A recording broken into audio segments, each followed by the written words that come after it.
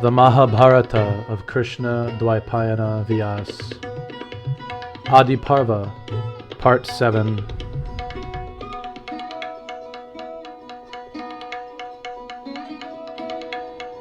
Many years before having children, Maharaj Pandu was roaming in the forest one day and happened to come upon a large deer that was sexually united with its mate. Being addicted to hunting, Pandu immediately took up his bow and then pierced the male deer with 5 arrows. As the deer fell to the ground, it cried out in pain, just like a human being. In fact, as Pandu approached it, the dying deer reproached him by saying, "Wicked king, how have you learned such cruel and abominable behavior?" Pandu replied harshly, "Foolish creature, you must know that Kshatriyas engage in killing deer without any kind of moral consideration. Why are you finding fault with me?" The deer then said, "I am not criticizing you for the act of killing a deer, but for killing me as I was engaged in enjoying sexual intercourse, which is so agreeable to all living creatures. O king, I am not actually a deer.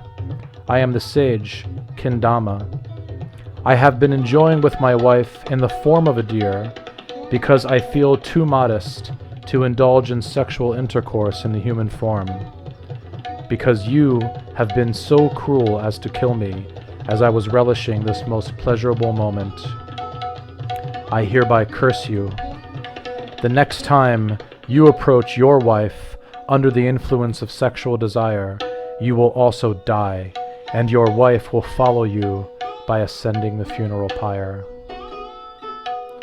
After saying this, Kindama Muni gave up his life, and thereafter Pandu and his wives wept bitterly, being plunged into despair.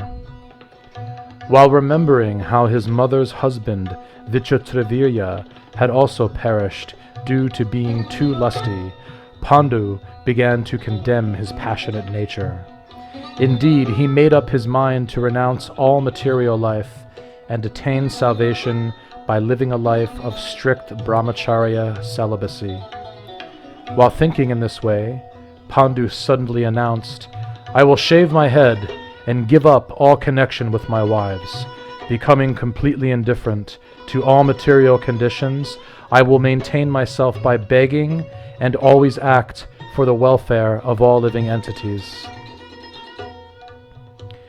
When Kunti and Madri heard Pandu talking like this, they tearfully begged him to allow them to accompany him in his life of austerity. At last, Pandu agreed that they could accompany him while he followed a strict life of vanaprastha, or forest dwelling. He first of all gave away all of his ornaments to the brahmanas, and then he sent his attendant to Hastinapur to inform his relatives about his intentions. When Dhritarashtra heard about how Pandu had been cursed and subsequently resolved to lead a life of austerity, he wept bitterly out of brotherly affection. Factually, there was nothing lamentable, because it came to be that Pandu attained the prowess of a great Brahmarshi due to his performance of great austerity. Indeed, because of his rigid vows, Pandu became the beloved favorite of all the sages, all of the charanas and siddhas that resided in the surrounding forest. Then, one day, all of the sages assembled for the purpose of embarking on a journey to the heavenly planet Brahmaloka, where a meeting was being held of all the demigods and great rishis. When Pandu learned of this, he also wanted to accompany the rishis along with his wives. But when the sages learned of Pandu's intention, they warned him that while ascending the Himalayas, they would come to celestial regions and also encounter barren and snowbound places that were accessible only for rishis, sages, and siddhas, perfected beings.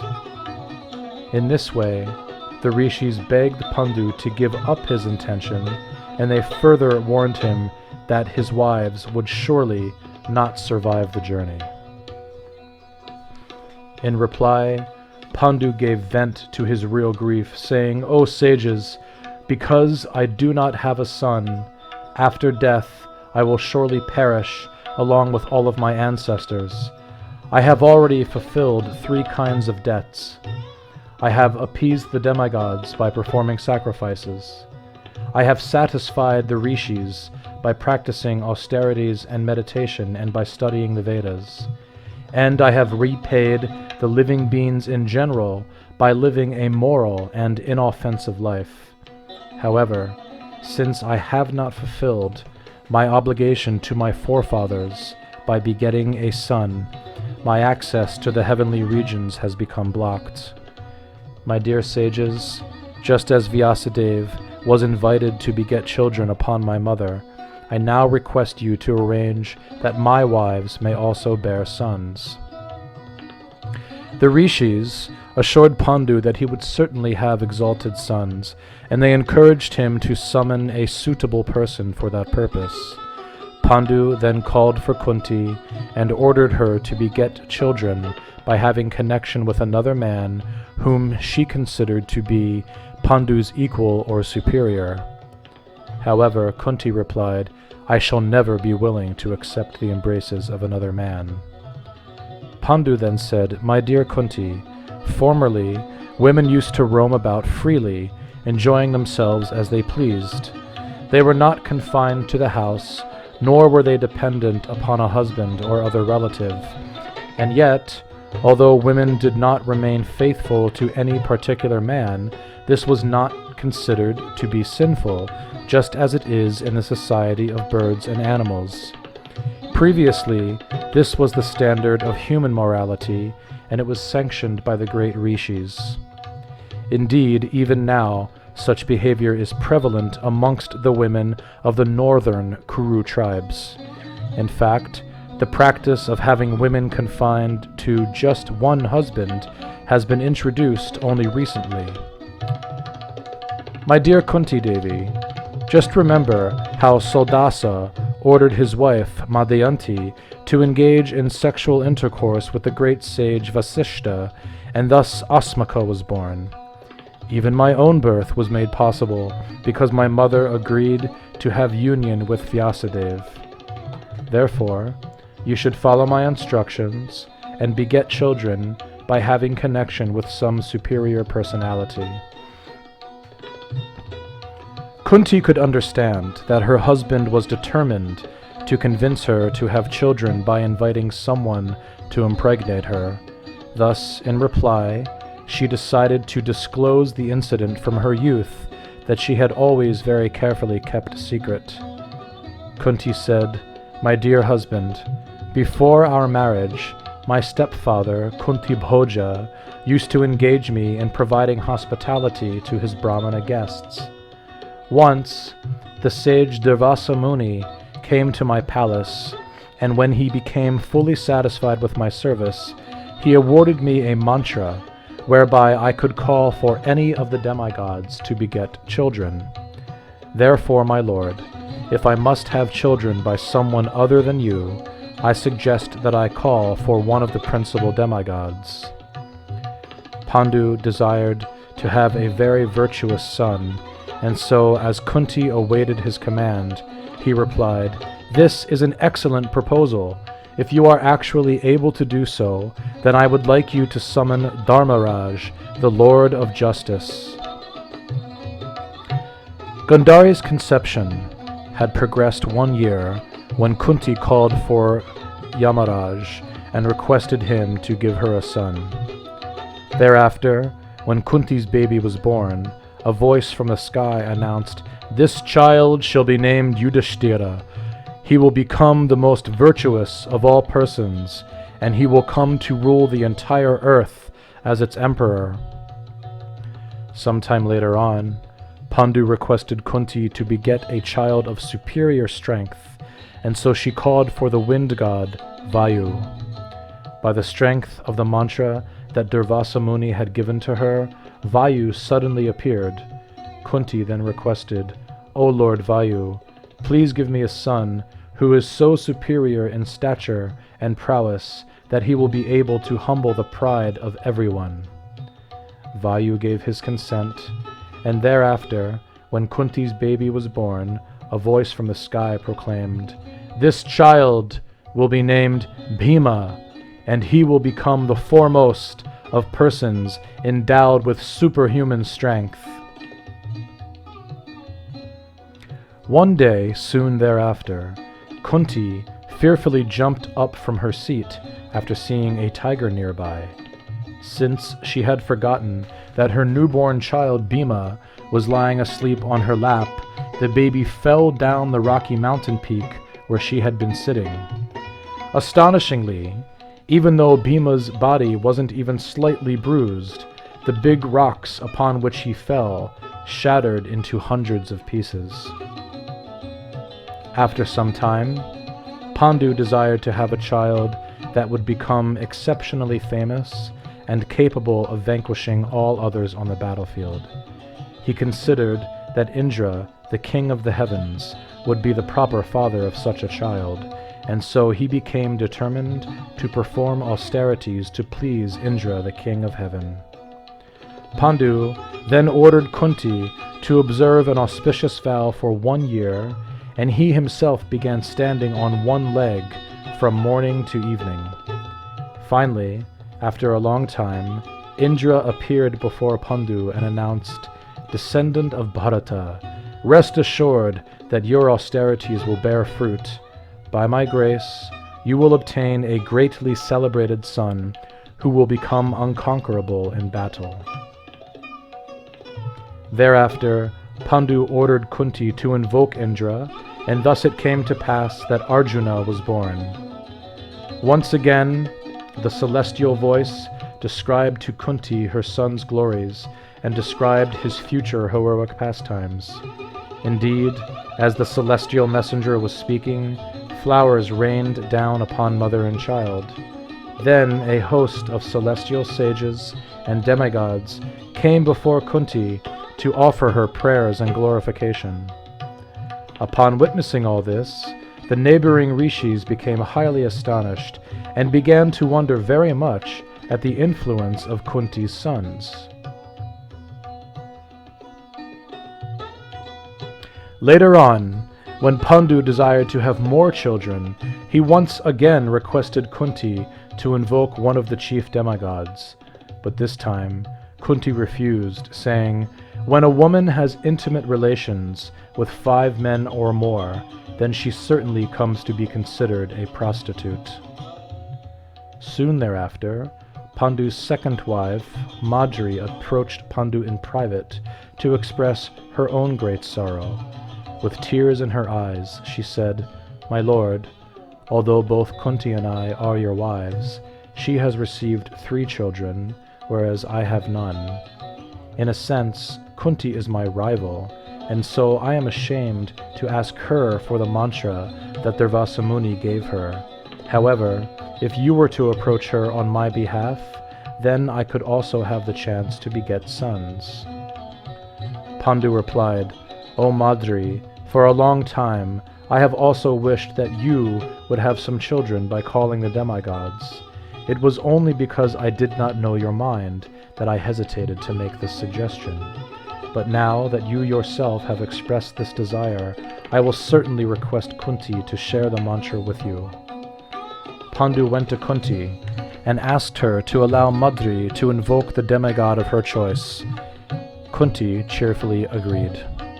She then went to Madri and said, "Just think of some demigod, and then chant along with me the mantra that I will now recite.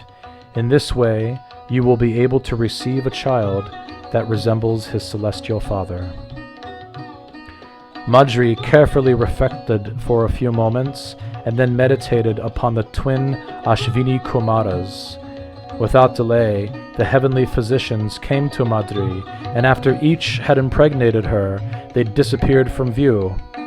In due course of time, Madri's twins, Nakula and Sahadev, were born, and a celestial voice announced their future glories.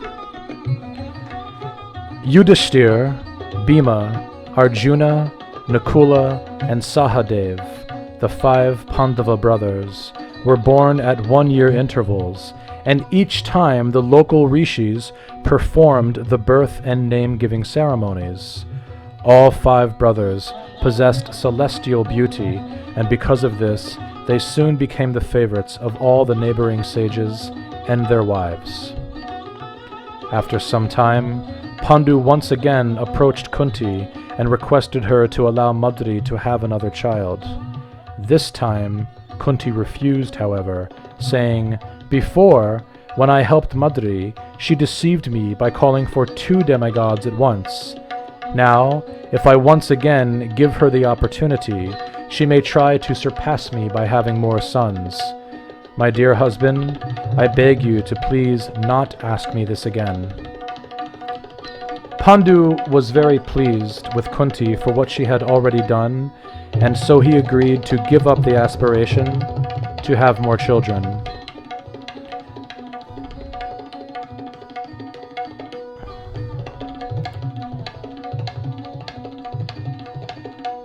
Thereafter, the spring season arrived, which is so delightful for all living beings.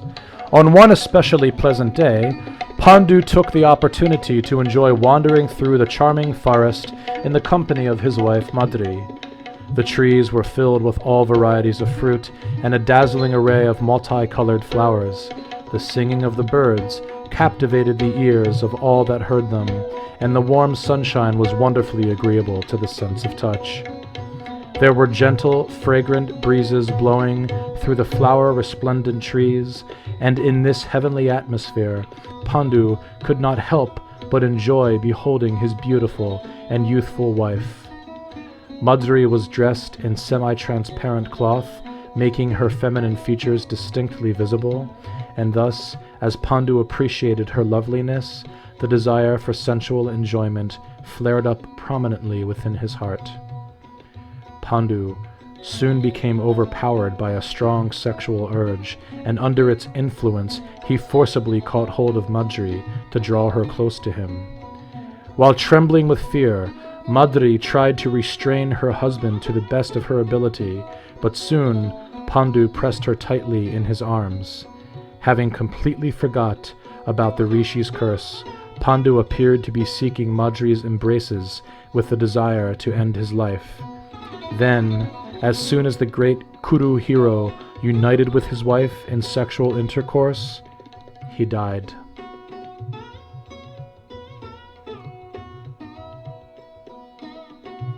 While clasping Pandu's lifeless body in her arms, Madri began to weep loudly, so that Kunti and the children soon came running to that spot. When Madri saw them approach, she told Kunti to leave the boys at a distance. Then, when Kunti came forward, she was shocked to see the lifeless body of her husband. Becoming almost mad with grief, Kunti exclaimed, "You wretched woman! How could you dare to tempt Pandu with sexual allurements, knowing that such behavior would become the cause of his death?" Madri tearfully replied, "O Kunti, do not speak to me like this. Quite the contrary, I had resisted Pandu to the best of my ability. All of a sudden he seized me with great passion and strength, and there was nothing I could do." Hearing this, Kunti became a little pacified and then said, "As the elder wife, I shall now perform the rite of sati and follow my husband by ascending his funeral pyre. You can remain here in this miserable world to raise our fatherless children." Madri then pleaded, "Since Pandu was trying to unite with me, but then died before either of us was gratified, I should be the one to follow him, so that I can satisfy his desire wherever he may be. O Kunti, I do not feel that I am capable of raising your children as well as my own. I beg that you allow me to be the one who ascends Pandu's funeral pyre." Thus it came to be that when Pandu's body was cremated, Madri followed her husband by entering the fire, whereas Kunti stayed behind in order to bring up the 5 Pandava sons.